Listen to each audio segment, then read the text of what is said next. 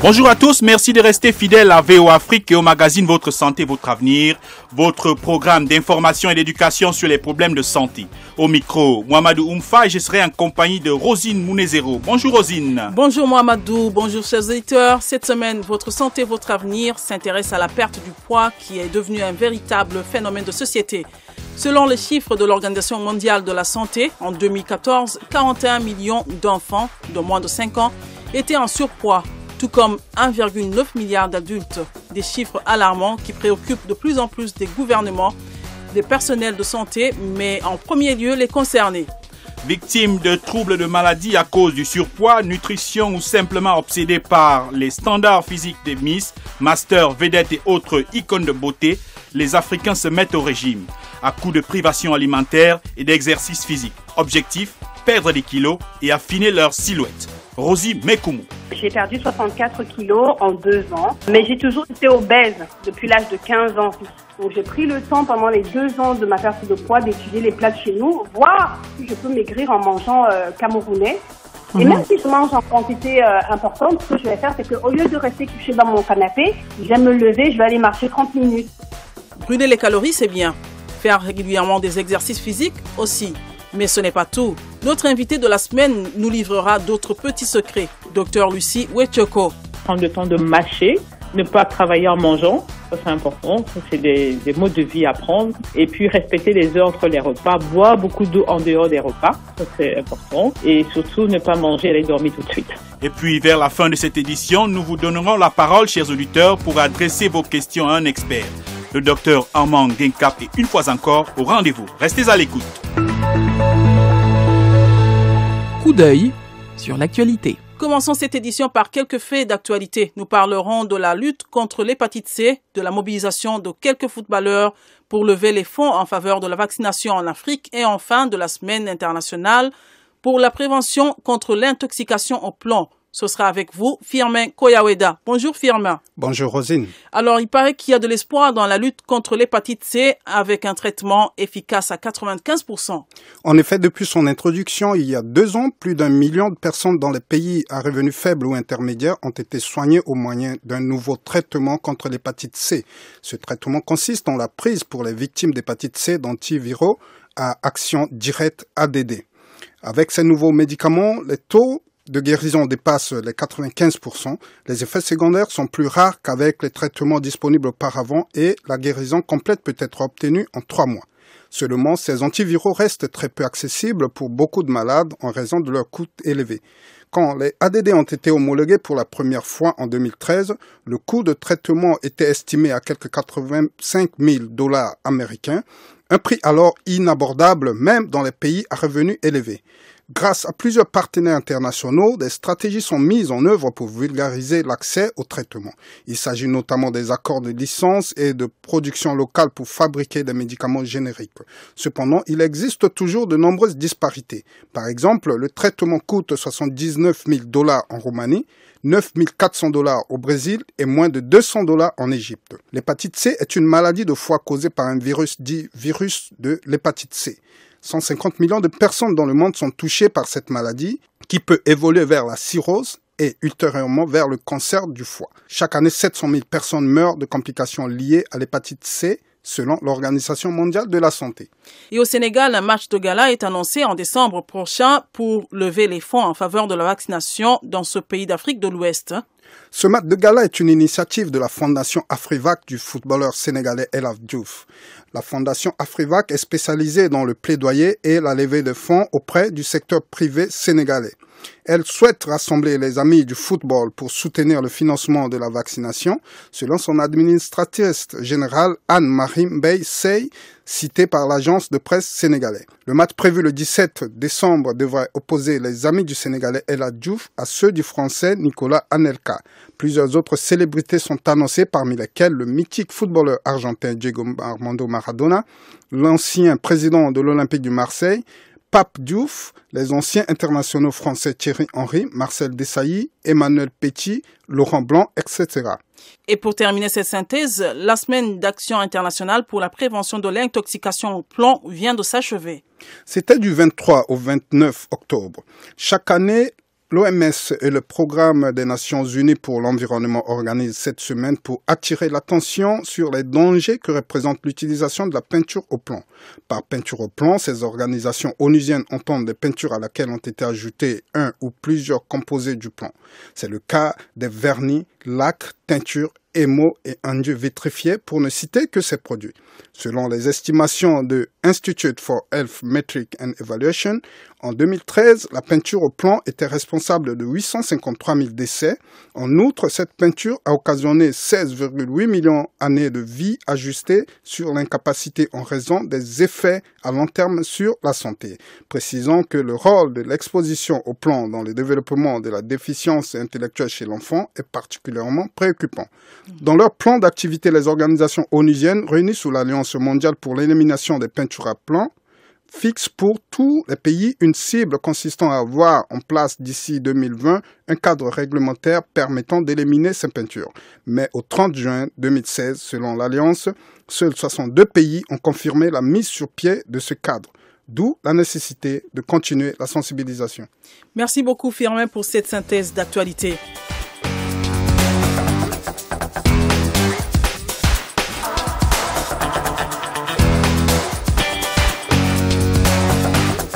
Terminons ce tour d'horizon de l'actualité santé avec la lutte contre le VIH-Sida au Cameroun. Selon les statistiques officielles, 80 000 enfants vivent avec la maladie. Le gouvernement camerounais veut éliminer d'ici 2017 les cas de contamination dus à la transmission du virus des mères aux enfants. C'est en tout cas ce qu'a déclaré le ministre de la Santé publique le 25 octobre dernier à Yaoundé. C'était lors du premier forum national sur la prévention de la transmission mère-enfant. Au-delà des annonces officielles, Votre Santé, Votre Avenir a donné la parole à l'association Positive Generation qui regroupe et assure le suivi de plusieurs malades. Foguito en est le directeur exécutif. Selon lui, plusieurs malades n'ont pas accès aux médicaments. Au-delà des discours officiels qui proclament la gratuité des soins et services pour les femmes enceintes et pour les enfants séropositifs, on remarque que c'est des personnes qui sont marginalisées dans la prise en charge.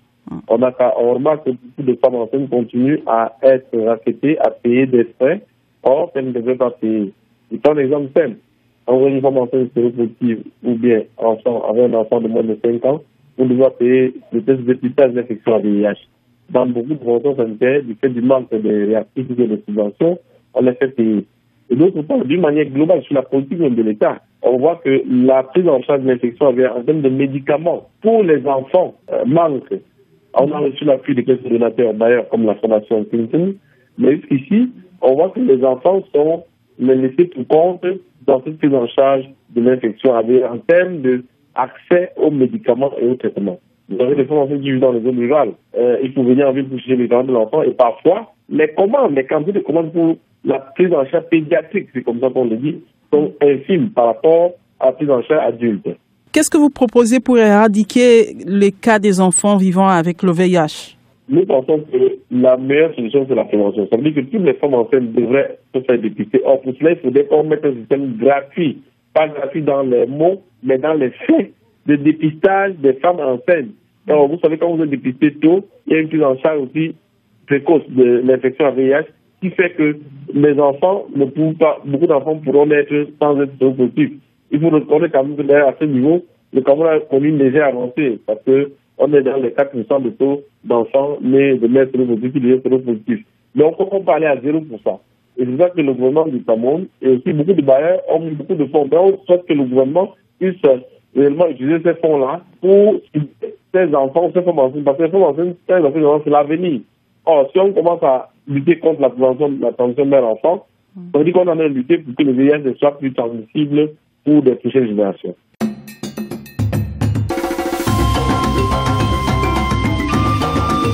Votre santé, votre avenir, l'invité de la semaine.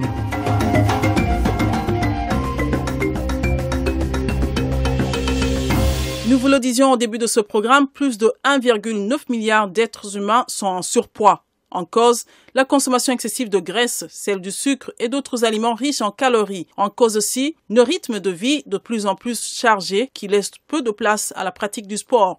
Pour analyser ce phénomène et aussi livrer quelques conseils pratiques, Votre santé, votre avenir s'est entretenu avec le docteur Lucie Wechoko et les médecins certifiés en nutrithérapie et en fitness. Alors, docteur, vous qui êtes donc nutritionniste, avez-vous observé que dans notre société, les personnes ont de plus en plus cette obsession de perdre du poids, d'avoir un poids idéal?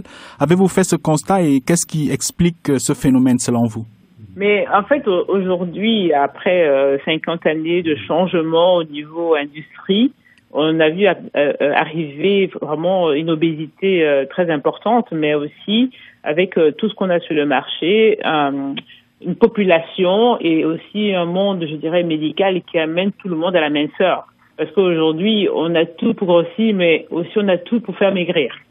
Donc, on a cette hobby, je dirais, de la minceur comme beauté. Donc, aujourd'hui, ce qui se passe, c'est qu'il y a eu un virement, un changement, parce qu'on a des outils pour maigrir. Si on n'avait pas des outils, je pense qu'on n'aurait pas proposé. Ça, c'est la première chose. Mais il faut savoir que le monde médical, il y a ceux qui doivent maigrir pour des raisons de santé. Et c'est très important parce qu'il y a beaucoup de malbouffe. Il y a les changements, il y a les peurs, le stress. Le stress fait grossir. Dans une société aujourd'hui où il y a beaucoup de stress, les gens ont peur du demain, les gens ont peur de perdre leur boulot. Donc, on est constamment dans un état de stress, de mauvais stress, en fait. Et donc, la malbouffe s'associe à ça, plus une activité physique. Donc, on est sédentaire aujourd'hui de plus en plus par rapport à nos parents qui travaillaient dans les champs. Tout à fait. Et donc travaillaient au niveau musculaire et que nous, on travaille dans les bureaux assis devant un ordinateur. Donc, le stress cérébral est beaucoup plus important. Voilà. Donc, il y a vraiment un changement au niveau de ce siècle par rapport au siècle dernier où, voilà, il y a deux façons de faire travail musculaire ou travail cérébral. Donc, les muscles ne travaillent plus et donc, voilà, on va arriver alors ces problèmes de dépression beaucoup plus importantes, ce problème de sédentarité avec des risques cardiovasculaires, de diabète et de cancer. Voilà, ça, c'est la première chose pour lesquelles le médecin est aujourd'hui interpellé et donc doit amener le patient à maigrir. Donc, à retrouver un peu le poids idéal. Donc, voilà. Donc, mais aussi, il y a des personnes qui se disent, parce qu'ils sont minces, ils sont beaux. Voilà. Donc, ce qui est faux. C'est pas parce qu'on est mince qu'on est beau. Donc, on peut être fort et beau. Donc, maintenant, tout dépend de la frustration de l'autre. Voilà. Donc, il y a des gens qui maigrissent par frustration et donc, alors qu'ils auraient pu trouver une autre façon d'être, de se sentir bien et de ne pas être complexé. Et donc, ils font yo-yo, ce qui n'est pas mieux. Voilà. Donc, ça, c'est très important. Donc, les femmes fortes doivent pouvoir d'abord avoir confiance en elles pour pouvoir d'abord faire un régime. Parce qu'on fait un régime quand on est frustré, c'est pas du tout la même façon, hein. C'est pas toujours la même réponse à la perte de poids. Donc, les gens perdent du poids, mais après, ils reviennent encore aux habitudes antérieures, ce qui n'est pas bien non plus. Oui, justement. Y a-t-il un poids idéal? Y a-t-il un poids au-delà duquel on devrait commencer à s'inquiéter, on devrait détecter des signes d'obésité? Ok, moi, premièrement, le BMI ne m'intéresse pas. Donc, ce qui est important, parce qu'il y a des gens qui ont beaucoup de masse musculaire aussi, hein, qui ont un poids. Tout à fait. Ce qui est important, c'est la masse grasse, en fait. Donc, on a évalué, franchement, chez l'homme, 15%, je dirais. On peut tourner autour de 3%, 5% en plus, en moins ou en plus, par rapport à ces 15% chez l'homme. Et chez la femme, 25%. Donc, on peut se dire 3% ou 5% en plus. Mais bon, tout dépend de chacun à ce niveau-là. Mais je dis 25% de graisse chez la femme et 15% chez l'homme, c'est raisonnable. Mais au-delà du poids, c'est la masse maigre qui m'intéresse. Les os, le muscle et la masse, le poids en eau. Donc, c'est ça qui va déterminer le côté métabolique de la personne. C'est pas la graisse. Donc, il faut essayer d'être dans ces zones de 15 ou 25% selon le sexe. Ça, c'est le poids idéal. Mais maintenant, il y a des gens à 18 ans, selon ce poids qu'ils ont eu après leur croissance, après la taille définitive, ils ont un poids et je leur demande comment vous sentez-vous à cet âge-là. Ils ont une belle silhouette, ils sont heureux. Mais après, ils développent une surcharge pondérale qui est surtout de graisse. Et donc là, on va mieux évaluer les risques cardiovasculaires pour cette personne-là. Et après, ils vont se trouver dans un poids, je dirais, qui est le leur, pas celui de la société. Il y a un poids idéal pour chacun, en fait. Qui donc est lié à la masse musculaire, comme vous l'avez dit. Oui, mais le pourcentage de graisse tourne toujours environ à 15% chez l'homme et 25% chez la femme. Oui, voilà. Ok. L'organisme, justement, on le sait, a besoin de vitamines, a besoin de certaines substances nutritives. Mais aujourd'hui, on constate que beaucoup de gens, peut-être parfois par ignorance, décident de ne plus manger gras, de ne plus manger de la viande, de ne plus prendre beaucoup de sel, etc. Est-ce qu'il y a des risques sanitaires, des risques associés à une minceur qui serait mal effectuée? Ma philosophie, c'est manger des bonnes graisses, mais faites de l'activité physique pour brûler les graisses. Ça, c'est ma philosophie. Donc, les graisses apportent la vitamine E, la vitamine A, la vitamine D, la vitamine K, tous ces graisses liposolubles sont très très importantes au niveau santé, vraiment au niveau santé. Donc, vous mangez pas l'œuf, mais vous mangez tous les dérivés des œufs. Donc, les gens disent les œufs c'est mauvais, mais ils vont manger des biscuits, tout ce qui est à base d'œufs. Mais ils vont pas manger l'œuf. Quand l'œuf en lui-même, de frais et de qualité. Donc, il faut manger des poissons gras, mais des poissons gras, c'est des bonnes graisses. Donc, il faut pouvoir faire des choix judicieux de qualité. Voilà, travailler la cuisson de ces aliments-là, mais ne pas fuir les graisses, mais ne pas manger en excès. Par contre, ça, je suis pas d'accord. Donc, il faut manger suffisamment, mais ça va brûler les graisses. Donc, bouger, c'est beaucoup plus important que de faire des régimes sans graisse. Alors justement, y a-t-il des habitudes alimentaires, une fréquence? Par exemple, certains disent qu'il ne faut pas manger avant de dormir. Est-ce qu'il faut manger peut-être une seule fois ou 2 fois seulement par jour? Quelles habitudes alimentaires conseillez-vous à ceux qui veulent faire un régime? Je demande à la majorité des personnes d'être végétariens le soir. Donc le soir, on va manger léger, par exemple. Le soir, c'est vraiment manger léger et je mangeais le plus tôt. Il faut manger au moins 3 heures avant d'aller dormir. C'est vraiment l'idéal pour tous. Mais il faut pas dormir tard. Donc, moi, je dis toujours, il faut dormir 2 heures avant minuit. Donc, quel que soit le pays, le continent où se trouve. Donc, on doit s'adapter à son continent. Donc, voilà. Donc, si vous dormez 2 heures avant minuit et que vous mangez très léger le soir, au moins 3 heures avant, vous avez plus de chances d'être en bonne santé et de respecter 12 heures de jeûne. Donc, si vous mangez à 7 heures du soir et que vous remangez le matin à 8 heures, c'est déjà mieux parce que ça permet au corps de se reposer, de métaboliser mieux, le foie d'éliminer, les urines le matin, tout ça. Donc, ça, c'est important. Et même, on dort mieux. Et donc, qui dort mieux maigrit aussi. Et qui dort mieux est en bonne santé. Et donc, on se réveille le matin pour démarrer une nouvelle journée avec des hormones de qualité qui nous permettent de tenir une journée en mangeant sans grignoter. Donc, quand vous dormez bien, vous grignotez pas dans la journée. Quand vous dormez bien et que vous réveillez le matin, vous faites de la marche avant de manger, on voit que ces gens-là vivent mieux et plus longtemps et ils mangent moins. Donc, voilà. Donc, il y a des habitudes à mettre en place. C'est très, très important. Le sommeil, la durée 8 heures de sommeil, 7 à 8 heures de sommeil. De respecter 12 heures de jeûne entre 7 heures et 7 heures du matin, soit 7 heures du matin au moins. Ça, c'est très important. Et de manger à des heures régulières. Par exemple, 8 heures, 13 heures, à 17 heures, une petite collation pour ne pas rentrer tard le soir parce qu'en général, on rentre vers 17 heures et c'est trop long. Donc, une petite collation de fruits avec un peu de noix l'après-midi avant de rentrer à la maison. Donc ça peut dépanner les gens en mangeant peu et en mâchant. Parce que quand on mâche bien, on mastique, on mange moins. Donc, ce sont toutes des petites habitudes à prendre sur le long terme pour pouvoir contrôler le poids à distance et ne même plus s'inquiéter de la prise de poids. Alors, justement, est-ce qu'il y a d'autres mesures additionnelles au-delà de la nutrition qu'il faut contrôler et au-delà des activités physiques? Est-ce que, par exemple, il y a des médicaments que vous conseilleriez aux personnes? Parce que de plus en plus, on rencontre des gens dans les bus en Afrique et dans certaines radios, on fait même des publicités, des écorces, des jus, des choses de ce genre. Est-ce qu'il y a une médication qui pourrait accompagner ces différentes activités que vous veniez de décliner? Donc, première chose, c'est d'abord l'hygiène de vie dont je viens de parler. Ça, c'est capital. Donc, quand on met cela en place, c'est vrai que si vous mettez ça en place et que vous n'arrivez pas, malgré tout, dans la durée, je dirais dans les 6 mois, parce que si vous faites tout ça, franchement, vous voyez la différence, à perdre du poids, ok, on peut vous aider à ce moment-là. Donc, il faut déjà faire, c'est important pour un médecin, de pouvoir reconnaître s'il y a des troubles hormonaux, s'il y a des problèmes de thyroïde ou autres, qui font que la personne n'arrive pas à perdre du poids. Ça, il faut être sûr qu'il n'y a pas ce problème-là. Mais non, si malgré tout, le bilan est négatif, on peut aider les gens à brûler mieux. Donc, il existe des plantes qui aident à perdre du poids, mais c'est aux nutritionnistes à adapter selon les silhouettes, parce qu'il y a une plante qui va pour l'autre, qui va pas pour l'autre personne. Donc, il faut faire des choix personnalisés pour chaque plante, parce que l'orientation n'est pas la même selon les récepteurs génétiques de chacun qui permet de prendre de la graisse ou de pas prendre. Donc, il est important pour moi, dans les domaines de compléments, d'aller chez des personnes qui maîtrisent pour pouvoir vous aider à mieux et ne pas avoir des risques pour votre santé, parce qu'il y a l'insuffisance rénale, il y a plein de choses qui sont arrivées avec des compléments qui n'étaient pas adaptés. Donc, il faut se faire aider, pour moi. Merci, docteur, d'avoir répondu aux questions de la VOA Afrique.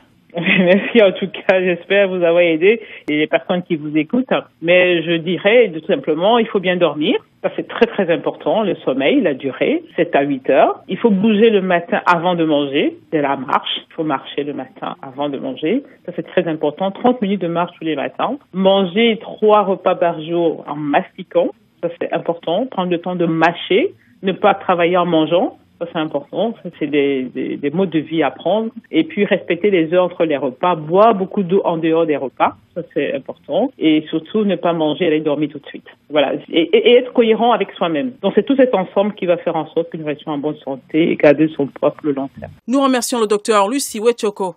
Pour la contacter, c'est très simple. Rendez-vous sur le site internet sixbien.be. Quelqu'un l'a vécu. Voici son témoignage. Ceux qui ne l'ont pas revu depuis 4 ans en tomberaient des nues. Il la croirait malade ou victime de faim chronique. Pourtant, la Camerounaise Rosie Mekomou a fait le choix de perdre volontairement du poids. En 2 ans seulement, elle a perdu, tenez-vous bien, 60 kilos. Une remarquable prouesse. Pour y parvenir, Rosie a dû faire d'énormes sacrifices. Votre santé, votre avenir a recueilli son témoignage. J'ai perdu 64 kilos en 2 ans, Wow. Mais j'ai toujours été obèse. Depuis l'âge de 15 ans, si vous voulez, j'ai toujours été obèse. J'ai toujours lutté contre le poids, en fait.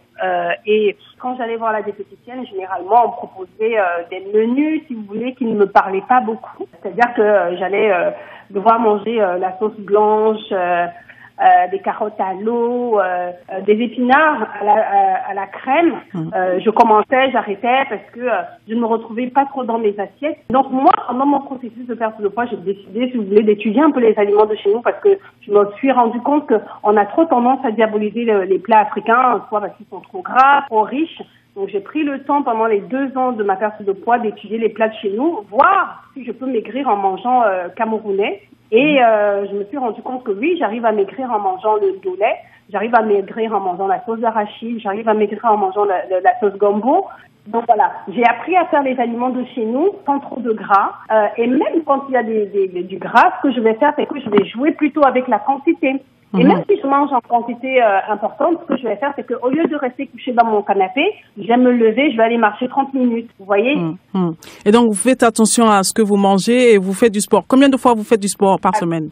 Pendant la principale phase, et la plus difficile, la plus importante, c'est la stabilisation intermédiaire. Je fais le sport, je faisais, parce qu'à l'époque, quand je maigrissais, je faisais le sport et mes girls font le sport 6 fois par semaine avec 1 jour de repos le dimanche. Et quand elles ont perdu la totalité de leur poids, on ramène à 4 fois par semaine. Donc voilà. Ça vous a pris combien de temps pour perdre du poids? Alors moi, ça m'a pris 2 ans pour perdre les 60 kilos. J'ai d'abord perdu 60 kilos et l'année dernière, quand j'ai fait ma tournée africaine, j'ai perdu 4 kilos. Donc je suis stable depuis 2 ans et demi à peu près. D'accord. Et quelle est votre satisfaction? Alors, c'est-à-dire Je veux dire, êtes-vous satisfaite à 100% ou vous avez encore du travail à faire? Alors, je dirais que j'ai pratiquement terminé parce que ça fait 5 ans que j'ai perdu les kilos en trop. Par contre, si vous voulez, en 2012, on m'avait détecté le diabète, le rhumatisme et la graisse autour du cœur. Donc, j'ai été, en perdant les 60 kilos, je n'ai plus de diabète parce que mon diabète était lié à l'obésité. Je n'ai plus de diabète. Je n'ai plus mal au genou, mal au dos parce que j'ai 60 kilos en moins. Je me sens beaucoup mieux. Je n'ai plus de rhumatisme et la graisse, elle est passée de 99% à 0,1, qui est la norme en fait chez toute personne normale. Alors, Rosie, un petit conseil à ceux ou à celles qui veulent perdre du poids et peut-être qui sont désespérés, qui se disent finalement je suis née comme ça, je suis créée ainsi. Qu'est-ce que vous leur diriez? Moi, j'ai envie de leur dire tout est possible. Tout est possible. Il n'est jamais trop tard. On peut décider de changer sa vie à tout moment.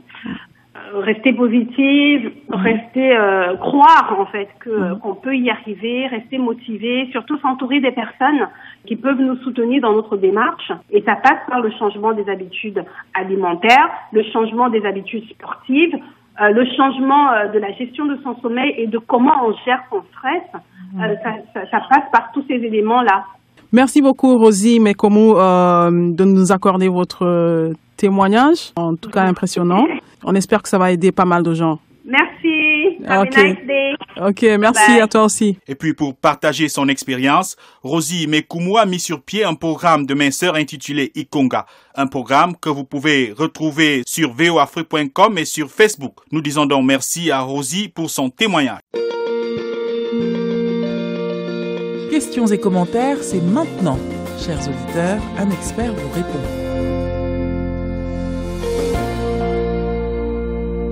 Bonjour docteur. Vous étiez aussi nombreux à nous contacter pour avoir des réponses à vos questions de santé. Voici venu le moment de vous donner la parole, chers auditeurs, et surtout d'obtenir les réponses d'un spécialiste. Le docteur Armand Ngenkap, médecin urgentiste et praticien au centre hospitalier universitaire de Soissons en France, répond à vos questions. Allô? Allô, bonjour? Oui, bonjour. C'est Irénée Djegolbe. Vous nous appelez d'où? Oui, de Ngaoundé au Cameroun. Du Cameroun. Irénée, vous avez une question pour notre expert. Oui, alors ma question, je disais qu'il m'arrive des fois que mes yeux me démangent. Pardon? Je disais, il m'arrive parfois que les yeux me démangent et je ne sais de quel phénomène il s'agit. Et comment faut-il faire pour remédier à cela? Donc, le remède à vos yeux qui vous démangent. Oui. Ok, merci beaucoup Irénée d'avoir appelé. Le docteur Ngenkap va vous répondre. Irénée appelle de Ngaoundé au Cameroun et précise qu'il souffre très souvent de démangeaisons au niveau de ses yeux. Il voudrait par ailleurs connaître la cause de ces démangeaisons et un éventuel traitement. Ce que je peux apporter comme information à Irénée, c'est que les causes de démangeaison des yeux sont multiples. Ça part d'une cause d'origine allergique, en passant par une cause infectieuse, et même en allant jusqu'à une cause en rapport avec un corps étranger dans l'œil. C'est pour cette raison que j'invite Irénée à consulter bien évidemment un médecin ou un ophtalmologue, un spécialiste des yeux, pour pouvoir établir la cause précise de ces démangeaisons oculaires, de ce prurite oculaire et déterminer le traitement adéquat. Merci docteur. Votre santé, votre avenir touche à sa fin. Nous avons consacré cette édition à la perte du poids, un véritable phénomène de société dans un monde où le surpoids touche près de 2 milliards de personnes. Pour comprendre les contours, les implications sanitaires et astuces, nous avons sollicité l'expertise du docteur Lucie Wichoko, médecin nutritionniste. De la théorie à la pratique, nous avons aussi recueilli le témoignage de Rosie Mekumu, une Camerounaise qui a perdu 60 kilos en 2 ans. Un succès qui lui a inspiré la mise en œuvre d'un programme de minceur intitulé Ikonga. Nous leur disons merci. Nous remercions également le docteur Armand Ngenkap pour sa disponibilité aux auditeurs. Firmin Koyaweda a collaboré à cette édition pour la synthèse d'actualité et Georges Léonard Sagno était à la réalisation. Et à la console, nous étions avec Richard Smith. À la présentation, vous étiez avec Mohamedou Oumfa et moi-même Rosine Mounezero. Continuez à nous adresser vos questions, remarques et suggestions sur la page Facebook de VOA Afrique. N'oubliez surtout pas, d'ici la prochaine édition, de prendre soin de votre santé car votre santé, c'est votre avenir. Au revoir.